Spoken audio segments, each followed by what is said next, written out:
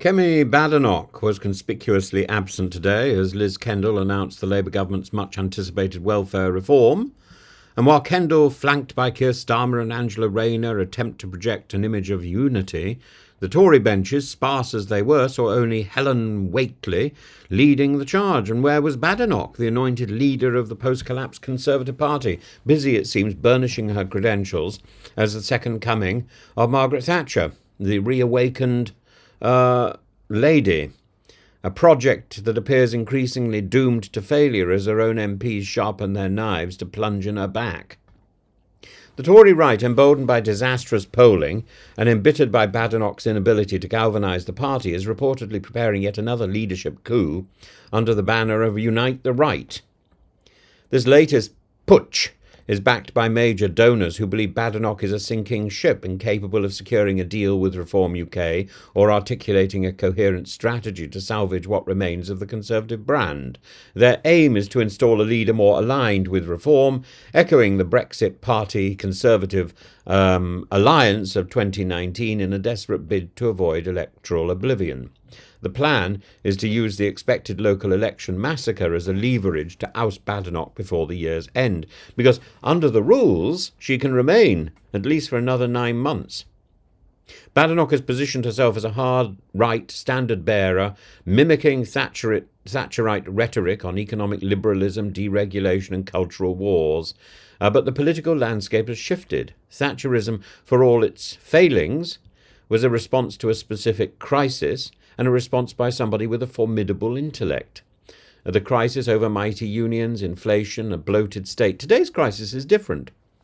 A fractured Conservative movement, an existential challenge from Reform UK, an electorate exhausted by political turmoil, much of it fostered by the Conservatives during their time in office. Simply recycling "there is no alternative" mantras will not solve this problem of lost credibility. Moreover, Badenoch isn't Thatcher.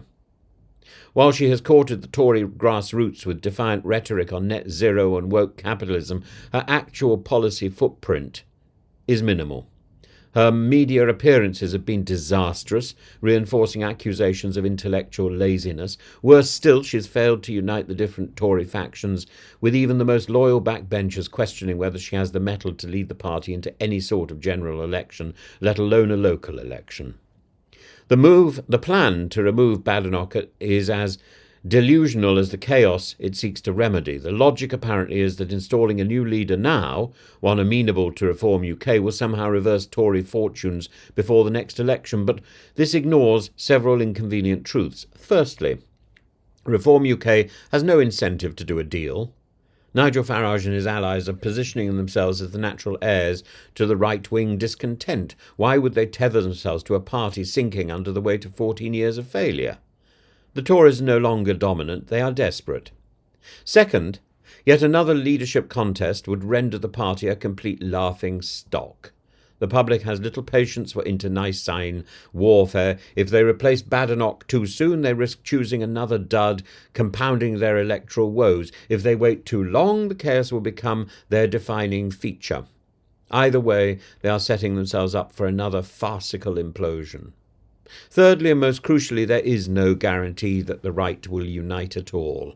The spectre of another far-right party, one that eschews both Tories and Reform, looms large in the form of Rupert Lowe. If Reform were to strike a deal with the Tories, figures like Ben Habib and Rupert Lowe could well see their party replace the current position of Reform, and so there's still a second right-wing party. Further splintering that right-wing vote. Meanwhile, Elon Musk's reported interest in backing a free speech party adds another unpredictable element to this already volatile mix. Even with Badenoch at the helm, the local elections are expected to be catastrophic for the Tories.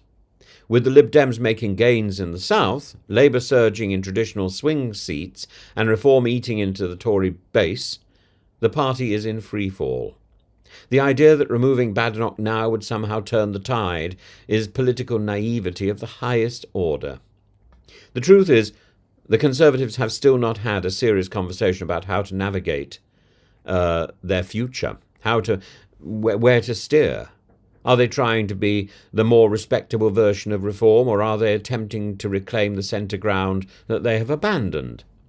Until they answer that question, until they start looking to get back the voters who simply didn't vote in the last election or defected to the Lib Dems, they might as well keep stabbing themselves in the foot, as in Kemi Badenoch's back. It's not going to matter where they put the knife. They're not going to achieve anything of value. The question of any leadership change is an exercise in futility until they start moving back into the centre.